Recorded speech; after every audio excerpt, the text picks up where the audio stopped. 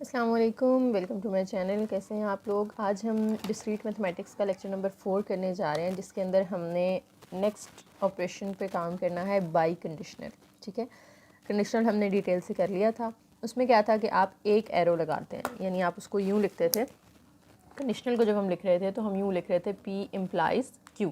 अगर इसी एरो को आप यूँ कर दें, यानी डबल एरो कर दें, दोनों साइड पे डबल हेडेड एरो जब यूज़ करेंगे तो ये कहलाता है बाई कंडीशनल। ठीक है, और इसको पढ़ते किस तरह से हैं, इफ़ एंड ओनली इफ़, ये भी पढ़ सकते हैं आप। ठीक है, और ये भी पढ़ सकते हैं P if and only if Q, या अगर सिर्फ आप इफ़ एंड ओनली इफ़ पढ़ें तो भी ठीक है। और इसका ऑपरेटर क्या है, डबल हेडेड एरो यूज़ होता है। और इसका टेबल कैसे बनाते हैं, वही P और Q के लिए आपने दो कॉलम्स बनाने हैं, दो वैल्यूज़ P की ट्रू होंगी, दो फॉल्स होंगी, एक ट्रू एक फॉल्स, एक ट्रू एक फॉल्स। सेम ये कॉलम तो उसी तरह से ना जैसे हम पीछे 3 लेक्चर्स में बनाते आए हैं। अब इसके अंदर क्या होगा कि अगर दोनों स्टेटमेंट सेम हैं तो आंसर आपका ट्रू आएगा। ठीक है, अगर if both statements are true then the answer is true. कि देखें यहाँ पे दोनों सेम थी तो आंसर ट्रू आया, यहाँ पे डिफरेंट हो गई, एक ट्रू एक फॉल्स है, यहाँ पे भी डिफरेंट हो गई तो हमने उनको फॉल्स कर दिया, और फिर यहाँ पे दोनों सेम आ गई थी तो हमने उसको ट्रू कर दिया। ठीक है, तो ये आपने याद रखना है, अगर दोनों सेम होंगी तो हमारा आंसर ट्रू होगा। किसमें, बाई कंडीशनल के अंदर। अब इसको आप वो सेंटेंस फॉर्म में भी टेस्ट कर सकते हैं। देखें 1 + 1 = 3, 1 + 1 तो 2 होता है ना, 3 नहीं होता, तो ये क्या है, फॉल्स है। और अर्थ इज़ फ्लैट, दरमियान में क्या है, if and only if. If and only if का मतलब है आपने इस पर बाई कंडीशनल अप्लाई करना है। ठीक है, अर्थ इज़ फ्लैट, अर्थ तो राउंड होती है तो ये भी फॉल्स है, तो दोनों सेम आ रही हैं, इसका मतलब है इसकी जो वैल्यू होगी वो क्या होगी, ट्रू होगी, क्योंकि जब भी दोनों सेम हो तो हम उसको ट्रू कहते हैं। So sky is blue if and only if, ये जो IFF लिखा होता है ना, इसका मतलब यही होता है इफ़ एंड ऑनली इफ़। इसको हम किस तरह से पढ़ते हैं, ये देखें स्काई इज़ ब्लू, ये हमारे पास ट्रू है, 1 = 0 ये फॉल्स है। अब दो डिफरेंट वैल्यूज़ आ गई हैं, उस पर आपने if and only if apply करना है, यानी बाई कंडीशनल लेना है। तो बाई कंडीशनल में जब दो डिफरेंट वैल्यूज़ होती हैं तो हमारा आंसर क्या आता है, फॉल्स आता है। इसी तरह से मिल्क इज़ वाइट ट्रू है, बर्ड ले एग्स ट्रू है, दोनों सेम हैं तो आंसर ट्रू आएगा। 33 इज़ डिविजिबल बाय 4, क्या 33 4 के टेबल में आता है, नहीं आता, ये फॉल्स हो जाएगा। हॉर्स हैज़ 4 लेग्स, ये ट्रू है, दोनों डिफरेंट हो गई तो आंसर फॉल्स आ गया। यहाँ पे देखें x is greater than 5 if and only if x² is greater than 25। देखें अगर आप इसका स्क्वायर लेते हैं, सॉरी x की वैल्यू का अंडर रूट लेते हैं, ठीक है, तो इधर तो 5 आ जाएगा ना ये, और इसका अंडर रूट लेंगे तो x आएगा। लेकिन जब हम अंडर रूट ओपन करते हैं, ये जब आप यहाँ पे अंडर रूट लेंगे तो इधर दो साइन आएंगे ना। अंडर रूट जब भी हम ओपन करें साथ में एक दफ़ा प्लस आता है, एक दफ़ा माइनस आता है, तो प्लस वाला तो x 5 से बड़ा होगा लेकिन माइनस वाला छोटा हो जाएगा, यानी ये कंडीशन फॉल्स हो जाएगी। तो हम कहते हैं कि एक जो है वो फॉल्स है, एक ट्रू है, दोनों डिफरेंट हो गई, इसलिए हमारा आंसर क्या आ गया, फॉल्स आ गया। अच्छा जी, नेक्स्ट है P, ये जो डबल एरो है यानी P बाई कंडीशनल Q है, इसको कैसे लिखते हैं। अच्छा, पीछे आपको याद होगा हमने कहा था P इम्प्लाइज Q जो है वो इक्वल होता है P एंड नॉट Q के। ठीक है, ये MCQs में चीज़ें आती हैं, याद रखनी है आपने। P इम्प्लाइज Q इक्वल होता है P एंड नॉट Q, और जो P बाई कंडीशनल है ना Q के साथ, वो किसके इक्वल होता है। आप देखो यहाँ पे P का एरो Q की तरफ आ रहा है, इसका मतलब हम कह सकते हैं कि P का Q के साथ कंडीशनल है, या P इम्प्लाइज Q है, और Q से भी एरो जा रहा है P की तरफ, यानी Q भी इम्प्लाई कर रहा है P को, तो दरमियान में आप एंड लगा दें, यानी आप दोनों कंडीशंस यहाँ पे सेटिस्फाई हो रही हैं। P implies Q and Q implies P, double arrow ये शो कर रहा है, तो इसको आप ओपन करके इस फॉर्म में भी लिख सकते हैं, P implies Q and Q implies P। इसका ट्रुथ टेबल बना के भी आप लोग देख सकते हैं कि इसका बाई कंडीशनल का हमने इतना बनाया था ना कि दोनों सेम होंगी तो ट्रू, दोनों सेम होंगी तो ट्रू, यहाँ पे फॉल्स आ जाएंगी। तो आप इस साइड का भी बना के देख सकते हो। पहले P इम्प्लाइज Q का टेबल बनाओ, P इम्प्लाइज Q में क्या होता है, पहला ट्रू दूसरा फॉल्स हो तो आंसर फॉल्स होता है, यहाँ पे फॉल्स आएगा, बाकी सारे ट्रू आ जाएंगे। फिर Q इम्प्लाइज P का टेबल बनाओ, Q इम्प्लाइज P में आप पहले Q को देखोगे फिर P को देखोगे, पहला ट्रू दूसरा फॉल्स कहाँ पे आएगा, पहला ट्रू यहाँ है लेकिन दूसरा फॉल्स नहीं है, ये पहला ट्रू है और दूसरा फॉल्स है, तो यहाँ पे फॉल्स आ जाएगा, बाकी सारे क्या हो जाएंगे, ट्रू हो जाएंगे। अब ये जो दो आपने ब्रैकेट्स फाइंड कर ली, इनका हमने ले लेना है एंड। जब एंड लेते हैं तो दोनों ट्रू हों तो आंसर ट्रू होता है, दोनों ट्रू हों तो आंसर ट्रू होता है, दरमियान में फॉल्स आ जाएगा। तो देखो ये उन्होंने बता दिया कि इस साइड का और ये जो हमने बाई कंडीशनल का बनाया था दोनों आंसर्स सेम आ रहे हैं, तो लॉजिकली भी प्रूव हो गया कि ये दोनों स्टेटमेंट्स क्या हैं, इक्विवेलेंट हैं। अच्छा जी, रिफ्रेजिंग बाई कंडीशनल, यानी इसको हम और किस किस तरह से पढ़ सकते हैं, तो इसको हम P जो डबल एरो Q है यानी बाई कंडीशनल Q है, उसको हम पढ़ सकते हैं P is necessary and sufficient for Q, इसको हम ये भी पढ़ सकते हैं, इफ़ P देन Q भी पढ़ सकते हैं, एंड कन्वर्सली यानी इफ़ Q देन P वो भी आ जाएगा उसके अंदर, P is equivalent to Q, हम ये भी इसके अंदर पढ़ सकते हैं। ठीक है, ये तीन आप लोगों ने याद रखने हैं।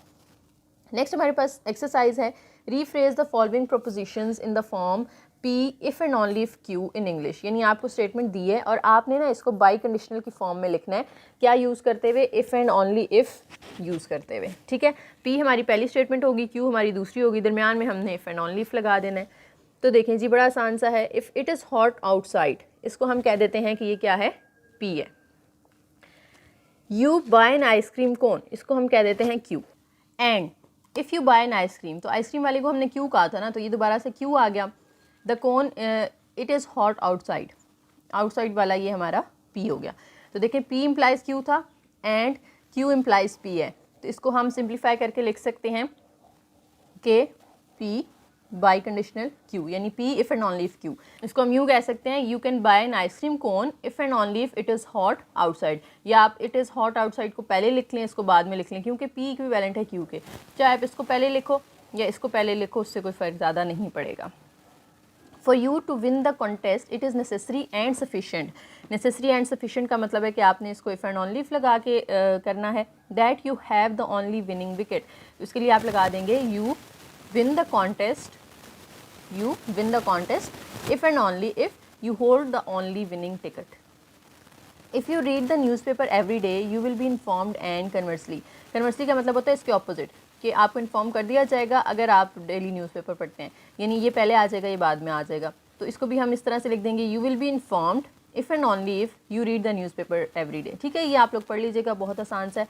और ये सारे चीज़ें जो है वो ज़्यादातर सिर्फ MCQ में आती हैं, शॉर्ट क्वेश्चन वगैरह रेयरली कोई पूछा जाए, लेकिन नहीं आता, वैसे MCQs ही आते हैं। अच्छा जी, ट्रुथ टेबल बनाने हैं आगे। अब ये तो मेरे ख्याल से हमारी काफ़ी प्रैक्टिस हो चुकी है ट्रुथ टेबल की, तो आप ये बना सकते हैं, लेकिन मैं थोड़ा थोड़ा एक्सप्लेन कर देती हूँ। P implies Q by conditional, ये तो आप पहले दोनों ब्रैकेट्स फाइंड करेंगे, फिर उनका बाई कंडीशनल लेंगे। ठीक है, अब ब्रैकेट्स में देखें हमें कौन कौन सी स्टेटमेंट्स चाहिए, हमें P चाहिए और Q चाहिए, तो हमने P और Q का यहाँ पे बना लिया कॉलम। फिर पहली ब्रैकेट में देखें हमें क्या चाहिए, P इम्प्लाइज Q, वो लिख लिया। दूसरी में हमें क्या चाहिए, नेगेशन की Q और नेगेशन P चाहिए, तो उन दोनों का कॉलम बना के फिर उनका हमने इम्प्लाइज ले लेना है, और फिर ये जो दो ब्रैकेट्स आई हैं इन दोनों का आपस में हमने बाई कंडीशनल ले लेना है। ठीक है, तो अब कैसे लिखेंगे P और Q की, तो आपको पता है ना ट्रू फॉल्स कैसे लिखते हैं। इम्प्लाइज में क्या था, पहला ट्रू दूसरा फॉल्स होगा, तो हमारा आंसर फॉल्स होगा, बाकी आपने ट्रू कर दी। अब नेगेशन Q में आपने सारी Q वाली जो है वो चेंज कर देनी है, ट्रू को फॉल्स, फॉल्स को ट्रू, ट्रू को फॉल्स और फॉल्स को ट्रू। नेगेशन P में आप क्या करेंगे, P वाली सारी वैल्यूज़ उलट कर देंगे। अब नेगेशन Q का आपने नेगेशन P के साथ क्या लेना है, इम्प्लाइज लेना है। अच्छा, कुछ आप में से क्या करेंगे कि नेगेशन P पहले लिख लेंगे और नेगेशन Q बाद में लिख लेंगे, गलत वो भी नहीं है, लेकिन फिर आप लोगों ने ये ख्याल रखना है कि आपने पहले Q की वैल्यूज़ देखनी है। ये मैंने आई थिंक पिछले लेक्चर में भी एक्सप्लेन किया था कि जो एरो से पहले होता है ना, पहले उसको देखना होता है कि Q में देखें पहली ट्रू कौन सी है और दूसरी फॉल्स कौन सी है। अगर आपका Q बाद में आ रहा है तो आप इस कॉलम में पहले देखेंगे, इस कॉलम में आप बाद में देखेंगे। ठीक है, ये तरतीब आपने ध्यान में रखनी है। अब डबल जब एरो आ जाता है यानी बाई कंडीशनल, तो हम क्या करते हैं कि ये जो दो हमारी ब्रैकेट्स आई थी इनमें देखें कि हमारा दोनों में सेम आ रहा है तो ट्रू होगा, सेम आ रहा है तो ट्रू होगा, ये भी दोनों सेम है तो ट्रू है, ये भी दोनों सेम है तो आंसर हमारा ट्रू है। ऐसी स्टेटमेंट जिसके सारे आंसर्स ट्रू होते हैं उसे हम क्या कहते हैं, टोटोलॉजी कहते हैं। ये भी याद है ना आपको, ये चीज़ें साथ साथ आप लोगों ने देखते जाना है। ठीक है, नेक्स्ट टेबल है, ये भी उम्मीद है आप लोग बना लेंगे, लेकिन इसमें 3 हैं तो मैंने 3 वाला पहले आपको बनाना सिखाया हुआ है ना, P Q R कैसे बनाते हैं। फिर P का बाई कंडीशन लेना है Q के साथ। ठीक है, तो ये P है और ये Q है, तो दोनों सेम है, दोनों सेम है तो ये ट्रू आ जाएंगे। ये दोनों डिफरेंट आ गए, ये भी डिफरेंट है, ये भी डिफरेंट है, तो यहाँ पे सारे फॉल्स आ जाएंगे। ये दोनों सेम हैं, ये दोनों भी सेम है, तो इनमें ट्रू आ जाएगा। उसके बाद R और Q का इम्प्लाइज लेना है, ये R और Q है तो इनमें ये दोनों सेम यहाँ पे आ रहे हैं, उसके अलावा यहाँ पे दोनों सेम आ रहे हैं और यहाँ पे दोनों सेम आ रहे हैं, तो ये 3 आपके पास जो है 4 जितना जहाँ जहाँ सेम होंगे वो ट्रू आ जाएगा। ये भी सेम है ना, बाकी सारे फॉल्स आ जाएगा। फिर इन दोनों ब्रैकेट्स का आपने ले लेना है बाई कंडीशनल। बाई कंडीशनल में क्या होगा कि दोनों सेम हैं तो आंसर ट्रू है, ये दोनों सेम है, उसके अलावा यहाँ दोनों सेम हैं, उसके अलावा यहाँ दोनों सेम है और यहाँ दोनों सेम है। ये 4 आपकी वैल्यूज ट्रू होंगी, जो रिमेनिंग है वो क्या हो जाएंगे, फॉल्स हो जाएंगे। नेक्स्ट फिर से ट्रुथ टेबल है। ये आप लोग देखें कि ब्रैकेट्स नहीं लगी हुई, तो ब्रैकेट आप खुद लगा लेंगे। बाई कंडीशनल है ना, इससे पहले वाले के साथ अलग ब्रैकेट लगा लें, बाद वाले के साथ अलग ब्रैकेट लगा लें। अब इसकी पहले वैल्यूज़ निकाल लेनी है, फिर इसकी निकालनी है, आपस में उनका बाई कंडीशनल लेना है। और इसमें भी देखें कि पी क्यू आर 3 स्टेटमेंट्स हमें नज़र आ रही हैं, तो हमने 8 रोज़ वाला जो है वो टेबल बनाना है। ठीक है, नेक्स्ट जो एग्जांपल है हमारे पास, उसमें उन्होंने कहा है शो करें। इस तरह के ना शॉर्ट क्वेश्चन अक्सर आते होते हैं कि 2 स्टेटमेंट्स दी होंगी और कहा जाएगा कि आपने प्रूफ करना है कि ये दोनों लॉजिकली इक्विवेलेंट हैं। तो आपने क्या करना है, ट्रुथ टेबल बनाना है और देखना है कि दोनों के जो कॉलम्स होंगे ना वो सेम आंसर दे रहे होंगे आपको। ठीक है, तो बेशक दोनों का अलग अलग टेबल बना लें या एक साथ ही बना लें, क्योंकि पी और क्यू तो सेम ही आना है ना। जैसे यहाँ पे एक ही टेबल बना हुआ है ना, पी और क्यू का कॉलम बना है, नेगेशन पी और नेगेशन क्यू का बना है। अब आप देखें आपको क्या चाहिए, नेगेशन पी और क्यू का बाई कंडीशनल। ये नेगेशन पी है और ये क्यू है, इनका बाई कंडीशनल ले लेना है आपने। इसमें देखें तो आपको पी और नेगेशन क्यू का चाहिए, तो ये पी है और ये नेगेशन क्यू है। इन दोनों की वैल्यूज़ देखते जाना है और बाई कंडीशनल लेना है। तो देखेंगे आपके इन दोनों कॉलम्स का आंसर आपको सेम मिलेगा, तो इससे प्रूव होता है कि ये दोनों लॉजिकली इक्विवेलेंट है। नेक्स्ट फिर उसी तरह की एग्जांपल है कि आपने प्रूफ करना है ये दोनों लॉजिकली इक्विवेलेंट हैं या नहीं। तो लॉजिकली इक्विवेलेंट प्रूफ करने के लिए हमें ट्रुथ टेबल बनाना होता है और आंसर्स दोनों के सेम लाने होते हैं। ठीक है, तो अगर सेम आते हैं तो वो इक्विवेलेंट हैं, नहीं आते तो आप लिख देंगे कि वो इक्विवेलेंट नहीं है। यूजली वो होती हैं, तो आप लोगों ने देखना है कि सेम ही आने चाहिए। ठीक है, नहीं आ रहे तो कोई मिस्टेक होगी, रीचेक कर लें। अच्छा, अब क्या करना है, इसमें आपको ये साइन नज़र आ रहा है, ये मैंने लेक्चर नंबर 2 या शायद 1 में मेरे ख्याल से मैंने आपको बताया था कि आपने ये जो साइन है इसको एक्सक्लूसिव और के लिए हम करते हैं। ठीक है, और एक्सक्लूसिव और में क्या होता है कि दोनों सेम हो तो आंसर फॉल्स होता है। ये अब फ़र्क याद रखना है, एक्सक्लूसिव और ये इसमें क्या होता, दोनों वैल्यूज़ अगर सेम थी तो हमारा आंसर फॉल्स आता था। इसमें अगर दोनों सेम होंगी तो हमारा आंसर ट्रू आएगा।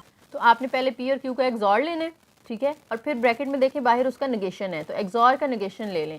यानी जहाँ जहाँ दोनों वैल्यूज सेम करके फॉल्स लगाया था ना आपने, उनको आपने ट्रू कर देना है, जो ट्रू थी उनको आपने फॉल्स कर देना है। और बाई कंडीशन का तो आपको पता ही है, दोनों सेम हो तो हमने क्या करना होता है, ट्रू लगाना होता है। यहाँ पे भी दोनों सेम है तो हमने ट्रू लगाना है। तो आप देखें कि इन दोनों का जो आंसर है वो क्या आ रहा है, सेम आ रहा है। ठीक है, उसके बाद लॉज ऑफ लॉजिक कुछ यहाँ पे आपके आ जाते हैं, पीछे हमने पढ़े थे एंड, नॉट और वाले।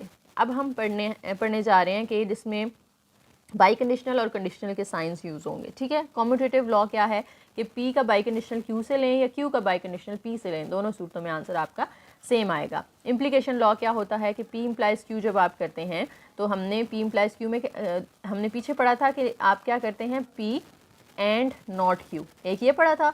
एक ये होगा कि नॉट अगर क्यू के साथ नहीं आ रहा, पी के साथ आ रहा है, तो फिर ये एंड और में कन्वर्ट हो जाता है और ये इस तरह से आ जाता है, नेगेशन पी और क्यू। ठीक है, या आप इसको यूँ कह सकते हो, ये जो पी एंड नॉट क्यू था ना, इसका नेगेशन ले लिया हमने यूँ। ठीक है, इसे हम कहते हैं इम्प्लीकेशन लॉ।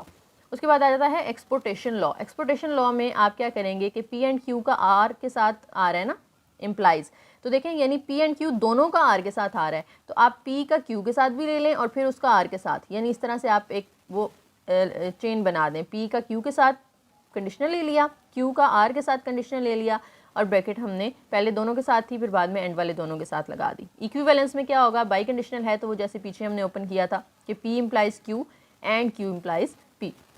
रिडक्शो एंड अब्जर्वडम क्या होता है, इसमें क्या है कि पी इम्प्लाइज क्यू जब आप लेंगे तो उसको आप इस तरह से ओपन करते हैं, P and not Q implies C. ठीक है, सी क्या है यहाँ पे हमारे पास, जिसमें सारी वैल्यूज़ फॉल्स आती हैं। अब इन्हीं लॉज ऑफ लॉजिक को हमने आगे यूज़ करना है अपने शॉर्ट क्वेश्चंस के अंदर। ठीक है, ये एमसीक्यूज़ के हवाले से करने हैं। अब आगे जो एग्जांपल्स हैं ये शॉर्ट क्वेश्चन में आपको आ सकती हैं।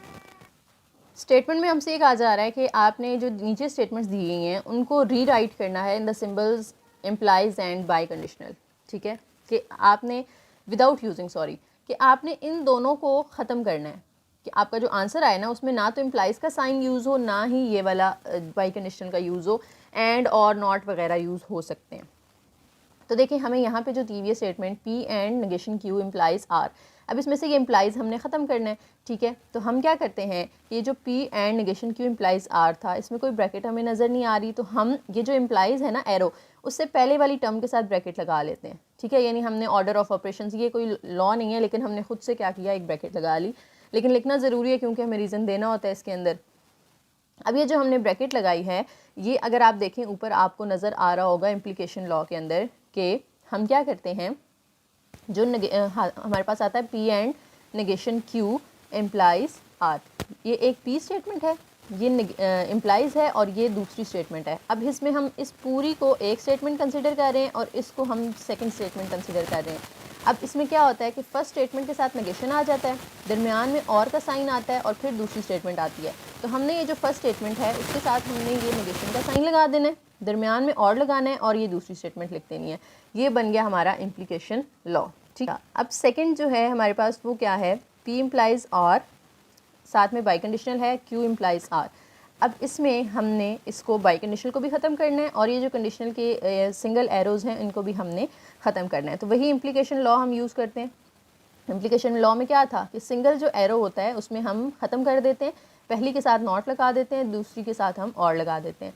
तो ये जो सिंगल एरो है ये आपने ख़त्म कर देना है। पहली पी के साथ आपने नॉट लगा दिया और दरमियान में एरो की जगह और लगा के साथ में हमने दूसरी स्टेटमेंट लिख दी। बाई कंडीशनल को फ़िलहाल हमने नहीं छेड़ा, वो एज इट इज़ है।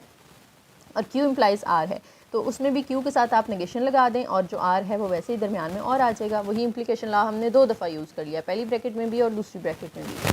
अब जो बाई कंडीशनल होता है हमने ये कहा था कि फर्स्ट इम्प्लाई करती है सेकंड को और सेकंड इम्प्लाई करती है फर्स्ट को। बाई कंडीशनल का ये मतलब होता है ना, तो आप फर्स्ट वाली ब्रैकेट लिखें, उसका इम्प्लाइज़ कर दें सेकंड के साथ एंड सेकंड का इम्प्लाइज़ कर दें फर्स्ट के साथ। ये पूरी पूरी ब्रैकेट्स आ जाएंगी इसके अंदर। ये हमने लिख दिया इक्विवेलेंस, जो हमने यहाँ पे इक्विवेलेंस पढ़ा था ना वो हमने रेफरेंस ले दिया साथ में।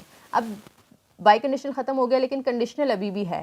ठीक है, इस कंडीशनल को हमने ख़त्म करना है तो दोबारा यहाँ पे इम्प्लीकेशन लॉ हम अप्लाई करेंगे, यही वाला कि कंडीशनल हटा दें, पहली के साथ नॉट लगा दें, दूसरी एज इट इज़। तो इसमें भी ये जो पहली ब्रैकेट है उसके साथ नॉट लगा दिया, कंडीशनल हटा के और दूसरी एज इट इज़। दरमियान वाला एंड वैसे ही, इसमें भी पहली के साथ आप नॉट लगा दें, दरमियान में और दूसरी एज इट इज़। ठीक है, ये हमारा बन जाता है इम्प्लीकेशन लॉ जो हमने यहाँ पे अप्लाई किया। अब देखें जो हमारा आंसर है इसमें ना तो हमें कोई सिंगल एरो नज़र आ रहा है ना ही कोई डबल हेडेड एरो नज़र आ रहा है, तो यही हमारा टारगेट था, हमने अचीव कर लिया। ठीक है, अब नीचे जो क्वेश्चन है इसमें वो कहते हैं कि आपने इस स्टेटमेंट को रीराइट करना है किसी ऐसी स्टेटमेंट के साथ जिसमें सिर्फ नेगेशन और एंड ये 2 सिंबल यूज़ हों और कोई तीसरा सिंबल उसमें नज़र ना आए, यानी आप जो है वो और भी उसके अंदर यूज़ नहीं कर सकते। ठीक है, अब स्टेटमेंट क्या है ये वाली हमने लिख ली। अब इसमें एरो से पहले वालों के साथ हम अलग ब्रैकेट लगा लेंगे, एरो से बाद वालों के साथ अलग ब्रैकेट लगा लेंगे। अब इसमें देखें तो नेगेशन पी और क्यू है, इम्प्लाइज़ ये। अब इम्प्लाइज़ वाली हम वो इम्प्लीकेशन लॉ यूज़ करेंगे। अब इम्प्लीकेशन लॉ हमने 2 पढ़े थे ना, पहले में हमने ये पढ़ा था और वाला। अब उन्होंने हमें कहा कि आपने आंसर में एंड और नेगेशन यूज़ करना है, तो हम ये और वाला फिर यूज़ नहीं करेंगे जो हम ऊपर यूज़ करते हैं, अब हम ये एंड वाला यूज़ करेंगे। इसमें क्या है कि पहली स्टेटमेंट वैसे ही आती है, दूसरी के साथ एंड दूसरी के साथ नॉट लगाते हैं और बाहर फिर नॉट आता है। तो हम पहली स्टेटमेंट, ये वाली जो पहली स्टेटमेंट है वो वैसे ही लिखेंगे, दूसरी के साथ हमने जो है वो बाहर नॉट लगा दिया, दरमियान में एंड और बाहर इसका भी हमने क्या किया, ये ब्रैकेट उन्होंने सॉरी यहाँ लगा दिया, ये यहाँ आनी चाहिए थी। ठीक है, दूसरी के साथ हमने बाहर नॉट लगा दिया। अब क्या करना है, डी मॉर्गन्स लॉ के अकॉर्डिंग जो है उन्होंने उसको ओपन कर दिया है, इसको सिर्फ कि जो नेगेशन था इसको अंदर आर के साथ अलग कर दें, क्यू के साथ अलग करेंगे तो वो डबल नेगेशन वाली प्रॉपर्टी लग जाएगी, और जो और है उसको हमने कन्वर्ट कर दिया एंड के अंदर, और यहाँ पे भी आपने जो है वो डी मॉर्गन्स लॉ अप्लाई कर दिया। ठीक हो गया, इस तरह से आपने आंसर निकाल लिया। ठीक है, थोड़ी सी ये वैसे एग्जाम्पल्स टफ हैं, अगर नहीं भी होती तो आप लोग इनको छोड़ सकते हैं क्योंकि ये सिर्फ एक आधा शॉर्ट क्वेश्चन आपको आता है और ये कम ही आती हैं, बहुत ज़्यादा नहीं आती। ठीक है, अच्छा नेक्स्ट है जी हमारे पास कि आपने इसको प्रूफ करना है, ये एक टॉटोलॉजी है। अब ये वाली एग्जांपल आप लोग खुद करेंगे। ठीक है, ऊपर वाली मैंने आपको करवा दी है, इसमें आपने खुद करना है। टॉटोलॉजी का मतलब है कि आंसर आपका जो है एंड पे टी आना चाहिए। ठीक है, ये आपने कर लेना है। लास्ट हमारे पास आ जाता है एक्सरसाइज, जिसमें आपको 3 क्वेश्चंस दिए हैं और आपसे कहा है कि पी और क्यू 2 स्टेटमेंट्स हैं और इस तरह से कि पी इम्प्लाइज क्यू जो है ना फॉल्स आता है। अच्छा, ज़्यादातर क्वेश्चन इस तरह के आएंगे, ये कम आते हैं लॉज वाले, ज़्यादा इस तरह के आते हैं कि आपको ना सिर्फ एक ही टेस्ट करना होता है पूरा वो करने की बजाय टेबल्स वगैरह। देखो हमें कह रहे हैं कि पी इम्प्लाइज क्यू क्या आ रहा है, फॉल्स आ रहा है, तो पी इम्प्लाइज क्यू फॉल्स कब आता है, जब पहला ट्रू दूसरा फॉल्स हो तो हमारा आंसर फॉल्स आता है ना इम्प्लाइज के अंदर। तो यहाँ से हमें पी और क्यू की वैल्यूज़ मिल गई, पी ट्रू है और क्यू फॉल्स है। आपने बताना है ये क्या होगा इम्प्लाइज में। अब नेगेशन पी चाहिए ना हमें, तो पी ट्रू है, नेगेशन पी क्या हो जाएगा, फॉल्स हो जाएगा। क्यू जो है वो फॉल्स है, तो फॉल्स और फॉल्स का जब आप नेगेशन लेते हैं तो आपका आंसर क्या आता है, ट्रू आता है, क्योंकि इम्प्लाइज के अंदर तो सिर्फ फॉल्स तब आता है जब पहला ट्रू दूसरा फॉल्स हो, बाकी सारी कंडीशंस में ट्रू होता है। तो हमने इसका आंसर लिख दिया कि क्या है, ट्रू है। उसके बाद पी और क्यू, और में क्या होता है, एक भी ट्रू होगा तो आंसर ट्रू होता है। तो इसलिए हमने इसका आंसर क्या कर दिया, ट्रू कर दिया। अब बाई कंडीशनल में दोनों सेम हो तो आंसर ट्रू होता है, लेकिन यहाँ पे तो दोनों डिफरेंट हैं, तो इसलिए इसका आंसर क्या हो जाएगा, फॉल्स हो जाएगा। ठीक है, तो ये था आज का हमारा लेक्चर नंबर 4। अब कल हम इंशाल्लाह आगे लेक्चर नंबर 5 करेंगे। वीडियो पसंद आई हो तो लाइक करें, शेयर करें, चैनल को सब्सक्राइब करें। Thank you.